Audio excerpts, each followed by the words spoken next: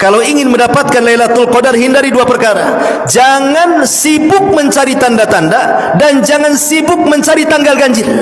Anda tidak akan dapat. Tapi sibukkan, hidupkan 10 malam terakhir Ramadan, pasti kita dapat. Ulama sudah memerinci tentang masalah tanda-tanda kalau malam itu Lailatul Qadar, baik sebelum, baik sedang atau sesudah.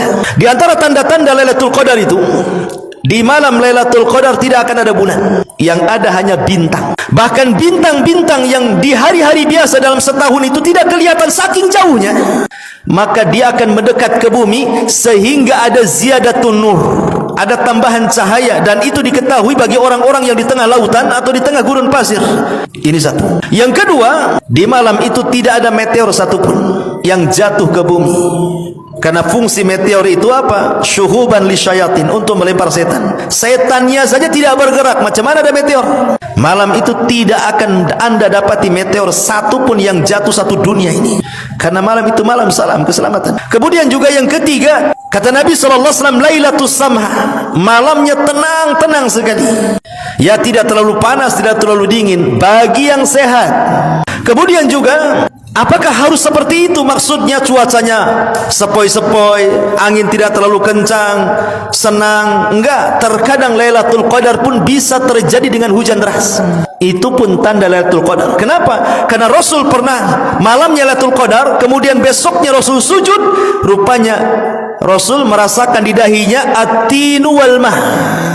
Jadi ada apa namanya, air dan tanah yang menempel di dahi. Maknanya malamnya hujan, sehingga tidak mesti cerah gitu cuaca Lailatul Qadar. Bisa saja terjadi hujan deras malam itu Lailatul Qadar. Tapi walaupun hujan deras tidak membahayakan, tidak ada angin kencang, ya hujan-hujan gitu saja. Karena hujan itu salah satu tanda turunnya rahmat, turunnya para malaikat itu saat hujan. Makanya doa sewaktu hujan itu mustajab, dan itu juga sebagai tanda-tanda Lailatul Qadar. Tetapi tanda-tanda yang paling jelas Lailatul Qadar itu justru setelah Lailatul Qadar lewat dari kita.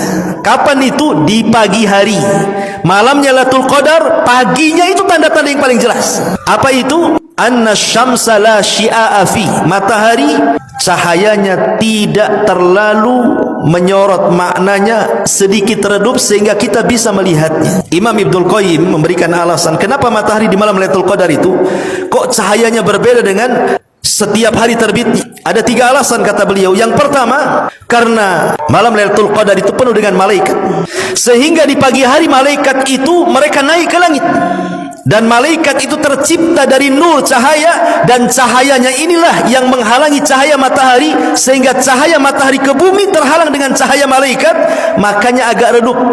Yang kedua, di dalam hadis Nabi SAW, kenapa kita dilarang sholat saat terbit dan terbenam? Karena di situ ada 2 tanduk syaitan. Dan malam Lailatul Qadar tidak ada setan, sehingga setan tercipta dari api, kemudian matahari juga punya panas seperti api, sehingga ketika api bertemu dengan cahaya matahari, makanya kemudian silau sekali.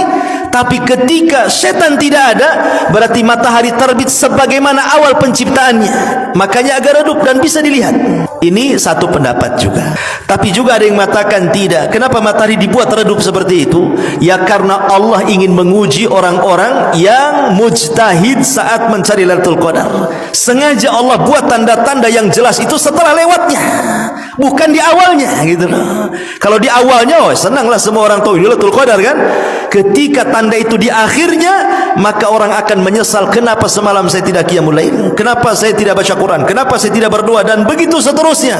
Makanya dibuat tanda-tanda yang paling jelas itu di pagi harinya. Maka hidupkanlah malam Lailatul Qadar itu dengan menghidupkan 10 malam terakhir Ramadan. Tidak mesti 1 malam suntuk, minimalnya ya 2/3 malam atau 1/3 malam.